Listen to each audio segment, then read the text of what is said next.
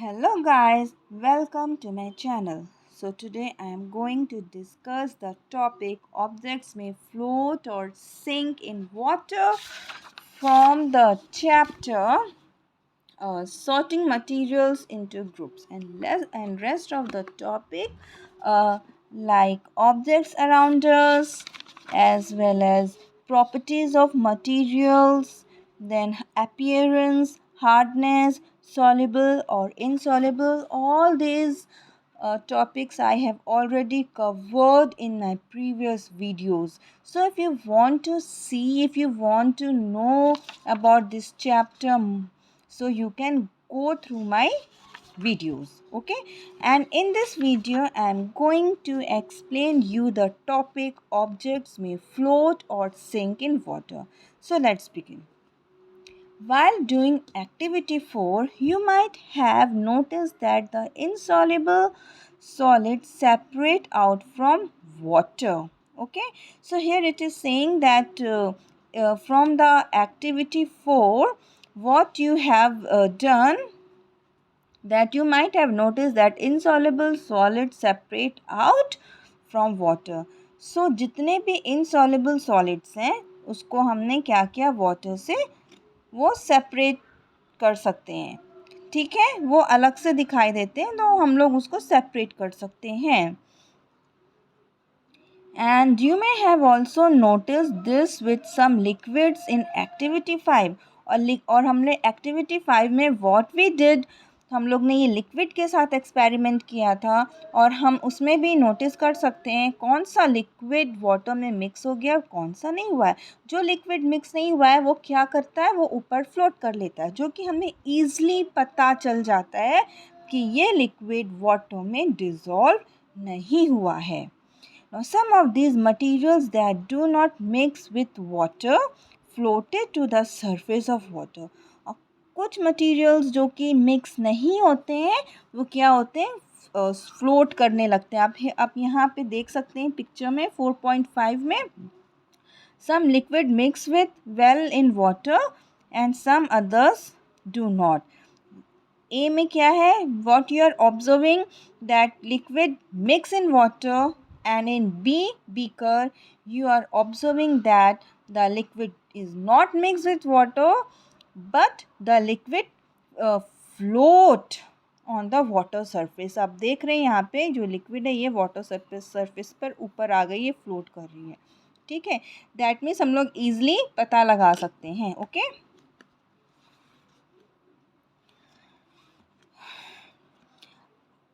others may have sunk to the bottom of the tumbler, right? और कुछ जो होते हैं क्या हुए, वो टम्बलर के नीचे आ चुके हैं. जैसे कि आप देख सकते हैं जब आपने सैंड, सॉइल, इनको जब आपने मिक्स किया था और कुछ देर के लिए आपने अलग रख दिया था तो क्या हुआ था, सैंड सॉइल जो था वो नीचे सेटल हो गया था ना टम्बलर के या ग्लास के या बीकर के. आपने किसी में भी एक्सपेरिमेंट किया होगा तो वो क्या हुआ था, नीचे सेटल हो गया था. ठीक है, it sinks at the bottom of the glass beaker और tumbler. Okay, dried leaves fallen on the surface of a pond, a stone that you thrown into this pond, few drops of honey that you let fall on a glass of water, what happens to all of these? अब इसमें बोला है अगर आप जो हैं, यहाँ तो पॉन्ड का एग्जाम्पल है, आप बोल ले सकते हैं, you can take beaker, you can take glass, whatever you want to take you take it. और आप देख सकते हैं you can throw the leave into the glass or you can throw stone or you can pour honey. ठीक है, तो ये सब करके आप देख सकते हैं क्या हुआ. ठीक है, तो जो लाइट चीज़ होती है वो क्या होती है, ऊपर फ्लोट करेगी, एंड जो हैवी थिंग्स होती हैं वो क्या करेंगी, वो सिंक करेंगी. Some objects float in water while other sink in it. और आप क्या देखेंगे, फ्यू ऑब्जेक्ट जो हैं वो ऊपर फ्लोट करेंगी एंड फ्यू ऑब्जेक्ट्स जो कि सिंक हो जाएगा. ठीक है, Bhojo would you like you to give him the example each of objects that float and those that sink in water. What about testing these some materials to see if they float or sink in other liquid like oil? अब इधर बोला इसमें तो हम लोग ने क्या किया है, सिंपल वाटर में ये हमने एक्सपेरिमेंट किया है. अब अगर हम वाटर की जगह हम कोई और लिक्विड ले लें और उसमें ये सारी चीज़ें डालें तो क्या होगा? Instead of water you can take mustard oil, coconut oil, alright, और any other liquid you can take. और फिर इन सारी चीज़ों को whatever you are having around you like pencil, key, eraser, sharpener, all right, leaf, honey, all these things आप उसको फिर से उसमें डालिए and then you observe कि क्या हुआ और क्यों हुआ, why. ठीक है, तो जो चीज़ें लाइट होती हैं they can float on the surface of the water, and the things which are heavy in weight, that thing will sink at the bottom of the beaker or glass. Now the next topic is transparency. अब transparency क्या होता है? What is transparency? Transparency means transparent. वो चीज़ जिससे कि आपको are पार दिखाई दे रही है वेरी क्लियरली. ठीक है, एकदम आप अपने सामने कोई भी ग्लास की चीज़ या प्लास्टिक की चीज़, ऐसी ट्रांसपेरेंट चीज़ आप अपने सामने रखिए और उससे आपको उसके आगे की चीज़, उसकी नेक्स्ट चीज़ आपको दिखाई देगी. दैट मीन्स ट्रांसपेरेंट है वो ऑब्जेक्ट. ट्रांसपेरेंसी, ओके, तो उसको हम बोलेंगे transparency. So you might have placed the game of hide and seek. Think of some places where you would like to hide so that you are not seen by others. Why did you choose those places? Would you have tried to hide behind a glass window? Obviously not, as your friends can see through that and spot you. अब इसमें example दिया है कि अगर आप if you are playing hide and seek तो आप खुद को कहाँ पे छिपाओगे? उस जगह पे छिपाओगे ना जहाँ पे आपको कोई देख ना सके. ठीक है, लाइक टेबल के पीछे या डोर के पीछे आप छिप जाओगे. ओके, या बेड के बिहाइंड आप छिप जाओगे. Isn't it? आप ऐसी जगह छिपोगे जहाँ से आपका फ्रेंड आपको नहीं देख रहा है. But you will not hide yourself behind the window glass. ठीक है, विंडो का जो ग्लास होता है उसके पीछे आप कभी नहीं छिपोगे. अगर ये ग्लास का डोर आपका बना है आप उसके बिहाइंड कभी नहीं छिपोगे. क्यों नहीं छिपोगे? क्योंकि जो आपका फ्रेंड है, जो आपको आप जिसको कि आप डनर बोलते हैं, आपको वो ढूंढ रहा है हाइड एंड सीक में, तो आप क्यों नहीं छिपोगे? क्योंकि वो आपको ईजिली वो आपको देख लेगा कि अच्छा वो तो डोर के पीछे छिपा है, वो तो विंडो के पीछे छिपा है. ठीक है, आप ऐसी जगह छिपोगे, उस चीज़ के आप पीछे छिपोगे जहाँ से आपका फ्रेंड आपको नहीं ढूंढ सकता है. Okay, those substances or materials through which things can be seen are called transparent. तो जिस चीज़ से आर पार आपका फ्रेंड आपको देख सकता है या आप देख सकते हैं, जिस चीज़ के आर पार, उस चीज़ को हम क्या बोलते हैं? ट्रांसपेरेंट. तो एग्जाम्पल में क्या है? What are the examples? Glass, water, air, and some plastics are examples of transparent materials. So example क्या हुआ? Glass, water, air, and few plastics are the examples of transparent materials. Got it? The shopkeepers usually prefer to keep biscuits, sweets, and other eatables in transparent containers of glass or plastic so that buyers can see easily these items. अब कभी कभी क्या होता है, आप जैसे shop में जा रहे हैं, ठीक है, और शॉप में आपने देखा होगा कुछ बिस्किट्स हैं, दाल मोठ हैं, नमकीन हैं, मफ़िन्स हैं, ऑल दीज थिंग्स, वो टॉफ़ीज़, चॉकलेट्स, वो जो है प्लास्टिक के कंटेनर में रखते हैं. वाई? ताकि आप उसको देखो कि अच्छा यहाँ पे क्या क्या वैरायटीज़ है, फिर आप उसको परचेज़ कर सको. आप देख रहे हैं यहाँ पे रखा हुआ है, फ्यू आइटम्स रखे हैं कंटेनर्स में, ट्रांसपेरेंट कंटेनर्स में। तो जिससे आपको इस कंटेनर के अंदर आपको दिख रहा है क्या आइटम रखा है, इसमें भी आपको दिख रहा है क्या आइटम रखा है। दैट मीन्स ये जो कंटेनर है ये ट्रांसपेरेंट है, क्योंकि आपको ये दिख रहा है कि उसके अंदर क्या रखा है। अगर आपको नहीं दिख रहा होता that means that container is not transparent, लेकिन आपको दिख रहा है that means the container is transparent. Yes, now next, on the other hand, there are some materials through which you are not able to see. These materials are called opaque. अब कुछ ऐसे materials होते हैं जिससे कि आप नहीं देख सकते हैं, आप आर पार नहीं देख सकते हैं, उसको हम बोलते हैं opaque.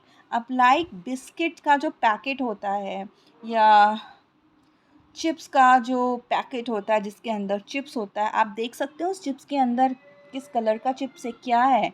ऊपर तो फ़ोटो है लेकिन उसके अंदर आप नहीं देख सकते ना, आपको नहीं दिख रहा है।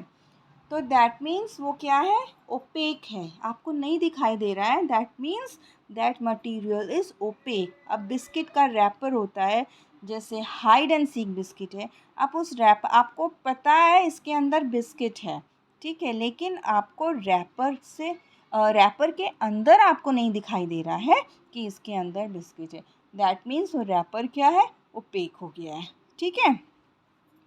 सो ये आपको क्लियर हो गया ट्रांसपेरेंट क्या होता है और ओपेक क्या होता है। ट्रांसपेरेंट मीन्स आपको आर पार दिख रहा है, दैट मीन्स ट्रांसपेरेंट, ठीक है। अब ये मेरा स्पेक्स है, ठीक है, इस स्पेक्स से आपको आर पार दिख रहा है ना, you can read it easily. On the other hand there are some materials you can read it easily. आपको आर पार दिख रहा है, that means ये क्या है, ट्रांसपेरेंट है, ठीक है, this is transparent, okay. And अभी हम एक टेप लेकर के आए हैं और अब हम बोलें आपको now you read the line, okay, now you read what it is written. Can you read? आप रीड कर सकते हैं, नहीं कर सकते क्योंकि आपको दिख ही नहीं रहा। That means this is opaque object. ये क्या है, ये opaque है, ठीक है, और ये क्या है, ट्रांसपेरेंट है, क्योंकि आपको ये आर पार दिख रहा है। ऑल राइट, तो ये आपको क्लियर हो गया ओपेक एंड ट्रांसपेरेंट में डिफरेंस, ओके। और भी इसमें कुछ एग्जांपल्स है। You can tell what is kept in a close wooden box, a cardboard carton और अ मेटल कंटेनर। तो आप जो है आपको ये नहीं पता कि वुडन बॉक्स है जो कि क्लोज्ड है उसके अंदर क्या रखा है, या कार्डबोर्ड का कार्टन है उसमें नहीं पता, या मेटल का कंटेनर है आपको नहीं मालूम होगा कि उसके अंदर क्या रखा क्योंकि आपको दिख नहीं रहा है। दैट मीन्स वो क्या चीज़ें हैं, ओपेक हैं, ओपेक ऑब्जेक्ट्स हैं। Wood, cardboard and metals are examples of opaque materials. तो वो सारे क्या हो गए, ओपेक मटीरियल्स हो गए हैं। Now next, do we find that we can group all materials and objects without any confusion or either opaque or transparent? Now here it is saying कि क्या अब आप materials को या objects को जो आपके पास है उसको आप sort कर सकते हैं transparent and opaque में? Can you do now? Yes, now you can do. Why? क्योंकि आपको clear हो चुका है what is the difference between opaque and what is the difference between of this, what is the difference between opaque and transparent object, okay। अब next activity 6, अब इसमें हम क्या पढ़ेंगे, take a sheet of paper and look through it towards the lighted bulb, make a note of your observation। अब आप क्या करेंगे, एक शीट ऑफ पेपर लेंगे और फिर उसको बल्ब की तरफ देखेंगे उस शीट को लेके, और फिर अपना ऑब्जर्वेशन लिखिएगा कि आपको क्या उससे आर पार दिख रहा है, नहीं दिख रहा है, हल्का दिख रहा है या एकदम क्लियर दिख रहा है। आपको अपना ये ऑब्जर्वेशन नोट करना है, ठीक है। Now put 2 to 3 drops of some oil and spread it on the sheet of paper. अब आप क्या करेंगे, after that what you have to do, you have to put few drops of oil on the sheet of a paper and then spread it, ठीक है। फिर आप spread करके फिर आपको क्या करना, अगेन आप लाइट की तरफ देखिएगा उस पेपर से। Look again towards the lighted bulb through that portion of paper which the oil has been spread. तो फिर से आप उस पेपर को देखिएगा जिसमें आपने ऑयल को स्प्रेड किया है। Do you find that the bulb is more clearly visible then before. ठीक है, अब जब आपने सिंपल पेपर से बल्ब को देखा था तो आपको उतना क्लियर नहीं दिख रहा होगा, लेकिन जब आपने ऑयल की ड्रॉप्स डाली and then you spread that oil on the sheet of paper and again you observed the bulb, और फिर आपको क्या दिखाई दिया, you can see the bulb. Okay, आपको बल्ब दिखा बट उतना क्लियर नहीं, but even though you can see the bulb. ठीक है, आपको फिर भी दिखाई दिया, but you can see clearly through the oiled paper. Is everything on the other side of it is visible? Perhaps not. तो पूरी तरह से आपको क्लियरली नहीं दिखाई दिया, उसके आसपास की भी चीज़ें आपको क्लियरली नहीं दिखाई दी। आपको दिखी तो ज़रूर बट क्लियरली नहीं दिखी, जैसे कि आपको ट्रांसपेरेंट मटेरियल में आपको क्लियरली दिखाई देता है, वैसे आपको ये जो ऑयल जो आपने ड्रॉप डाला था पेपर में उसके कंपैरिजन में आपको क्लियरली नहीं दिखाई दिया। तो ऐसे ऑब्जेक्ट को हम क्या बोलेंगे जिससे कि हमें क्लियरली नहीं दिखाई देता है, तो ऐसे ऑब्जेक्ट को हम बोलेंगे translucent. The materials through which objects can be seen but not clearly are known as translucent. ठीक है, तो जिससे हमें क्लियरली नहीं दिखाई देगा, जिस ऑब्जेक्ट से, जिस मटीरियल से, दैट मीन्स वो क्या है, ट्रांसलूसेंट है। अगर एकदम क्लियर दिखाई दे रहा है that means that material is transparent. नहीं दिखाई दे रहा है हमें आर पार, that means that material is opaque. और पूरी तरह से क्लियरली नहीं दिखाई दे रहा है, that means that material is translucent. Okay, so that आज हम लोग ने क्या 3 थिंग्स पढ़ी, एक बार मेरे साथ रिपीट करेंगे आप लोग फटाफट। Transparent, opaque and translucent. ठीक है, तो आई थिंक सो आपको इन तीनों चीज़ में प्रॉब्लम नहीं होगी, आप लोग कंफ्यूज नहीं करेंगे। ठीक है, now let's move ahead. Remember the oily patch on the paper when we tested food items for presence of fat. That was translucent too. Can you think of some more examples of translucent materials? अब जब हम लोग ने दूसरे chapter हम लोग ने जब पढ़ा था उसमें क्या था, जब हम फूड के बारे में पढ़े थे तो था ना जो फैट रिच फूड के बारे में पढ़े थे, तो उसमें क्या था कि कुछ फूड आइटम्स को पेपर में डालना है, इज़न्ट इट, टेस्टिंग के लिए कि वो फूड में फ़ैट है कि नहीं है। Do you remember? अगर आपको नहीं याद आ रहा तो आप मेरे वीडियो पे जा कर के देख सकते हैं। ठीक है, तो उसमें भी क्या था, जो ऑयली जिस फूड में ऑयल था तो वो पेपर में ऑयल लग गया था, इज़न्ट इट। और जब आप ये बल्ब की तरफ आपने देखा, उस पेपर को देखा, दैट मीन्स वो पेपर हमारा ऑयली है, यानी कि थोड़ा सा आपको आर पार दिख रहा था, दैट मीन्स कि वो फूड आपका फैटी है, पेपर आपका ऑयली है, यानी कि पेपर आपका ट्रांसलूसेंट है और वो फूड जो था वो ऑयली फूड था। Remember the oily patch on the paper? We tested food items for the presence of fats. That was translucent too. तो वो जो पेपर था वो भी ट्रांसपेरेंट था। Can you think of some more examples of translucent materials? Now what you have to do? अब आप अपने घर में आसपास देखिए आपके पास कौन कौन से और ट्रांसलूसेंट मटीरियल्स है, उसको कलेक्ट करिए। ट्रांसपेरेंट मटीरियल्स को कलेक्ट करिए, ओपेक मटीरियल्स को कलेक्ट करिए और एक लिस्ट बनाइए। तो उससे क्या होगा, आपको एकदम क्लियर हो जाएगा कि ट्रांसपेरेंट क्या होता है, ट्रांसलूसेंट क्या होता है और ओपेक मटीरियल्स क्या होते हैं। ठीक है, we can therefore group materials as opaque, transparent and translucent. ठीक है, all right. Now पहेली suggest covering the glass of a torch with your palm at a dark place. Switch on the torch and observe the other side of the palm. She wants to know whether palm of your hand is opaque, transparent और translucent. Yes, ये आप लोग कर सकते हैं, बहुत मज़ेदार interesting activity है। आप क्या करिए, अपना पाम लीजिए और नीचे आप टॉर्च रखिए और उसको जलाइए और फिर आप देखिए कि जो टॉर्च की लाइट है वो आप देख सकते हैं कि नहीं देख सकते हैं। ठीक है, this one is very interesting, ये आप कर सकते हैं, अपने घर में करके देखिए, ट्राई करिए। Okay, We learned that materials differ in the appearance and the way they mix water or other liquids.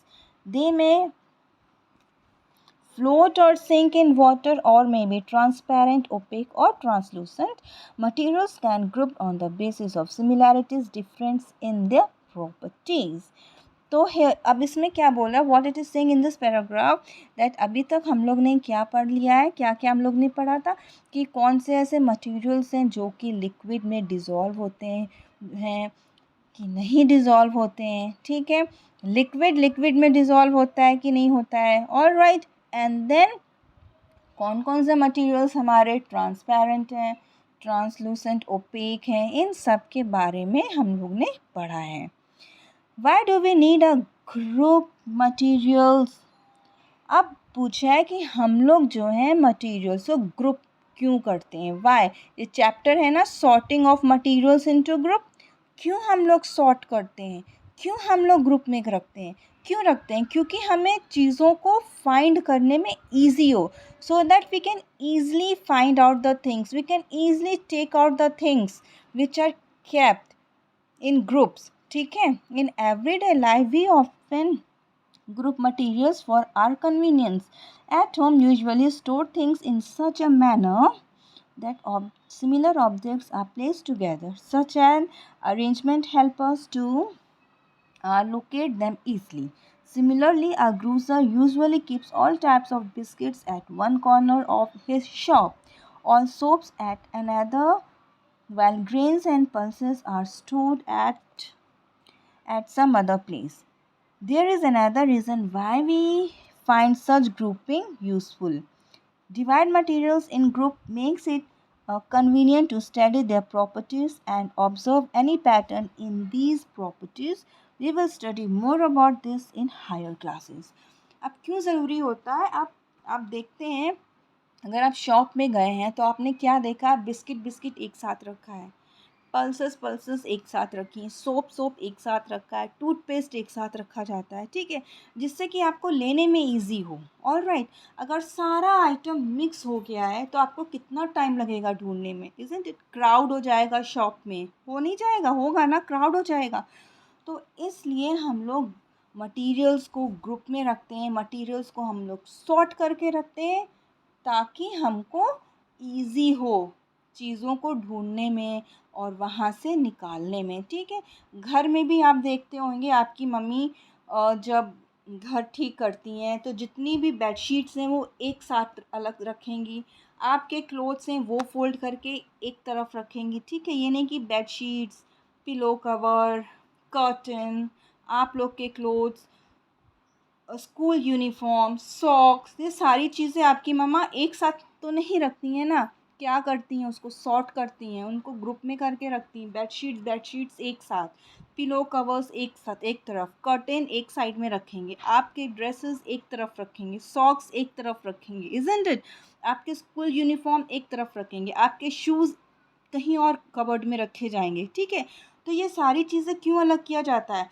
क्योंकि ये सारी चीज़ों को ईज़िली आप ले सकते हैं, आपको टाइम ना लगे ताकि. ऑल राइट, तो इसलिए सॉर्टिंग करना बहुत ज़रूरत है.